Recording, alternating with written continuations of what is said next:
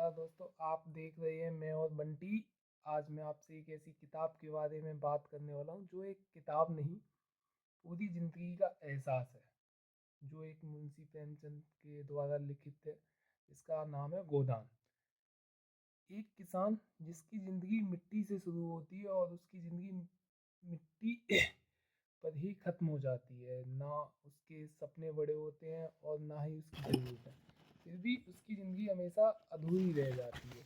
मुंशी प्रेमचंद का गोदान सिर्फ एक उपन्यास नहीं है दोस्तों, ये उस सच की कहानी है जो हम देखते हैं पर अक्सर समझना नहीं चाहते। इस कहानी का मुख्य पात्र होरी है, जो कोई वीर पुरुष नहीं है, ना ही कोई अमीर आदमी है।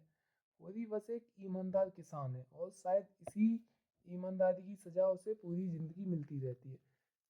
इस कहानी में एक और अहम पात्र है, होरी की पत्नी, जिसका नाम है धनिया। धनिया मेरे को बहुत प्यारी लगती है इस किताब में। इस किताब में धनिया का दर्द और हिम्मत को भी दिखाया गया है, जो दुख के बावजूद भी अपने परिवार को संभालती है।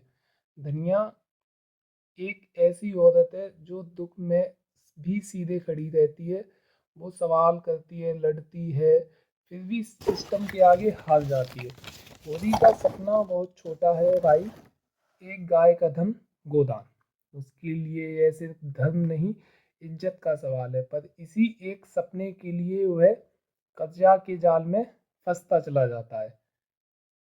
जब गाय आती है तब खुशी कुछ पल के लिए आती है और फिर दुख पूरी जिंदगी के लिए साथ आ जाता है। गाय मर जाती है लेकिन कर्जा जिंदा रहता है। प्रेमचंद जी हमें बताते हैं, गरीबी सिर्फ भूख नहीं होती, गरीबी वह मजबूरी है जहाँ इंसान चाह कर भी सच का साथ नहीं दे पाता। गोदान हमें ये दिखाता है कि समाज का सबसे बड़ा बोझ हमेशा गरीब के कंधों पर ही क्यों होता है। क्यों धर्म के नियम सिर्फ गरीब के लिए बने होते हैं और क्यों ईमानदार इंसान सबसे ज़्यादा दुखी होता है।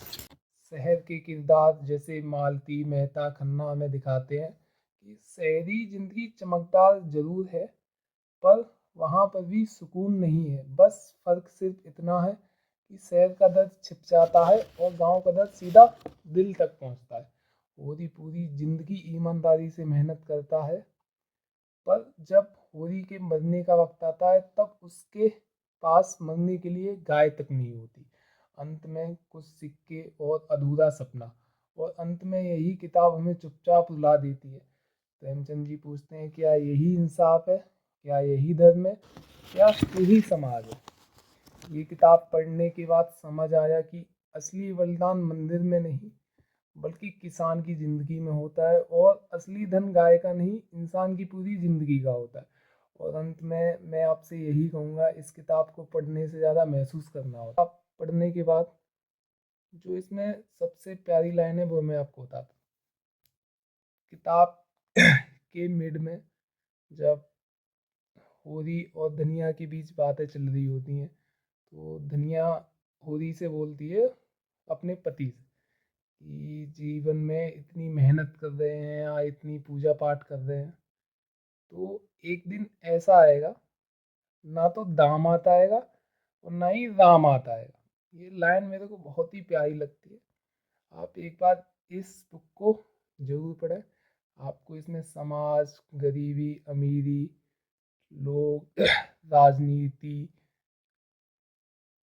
चिकित्सालय, यानी कि जो भी चीज़ें चल रही हैं आज की डेट में दुनिया में, वो आपको सारी चीज़ें इस किताब के जरिए समझ में आ जाएंगी।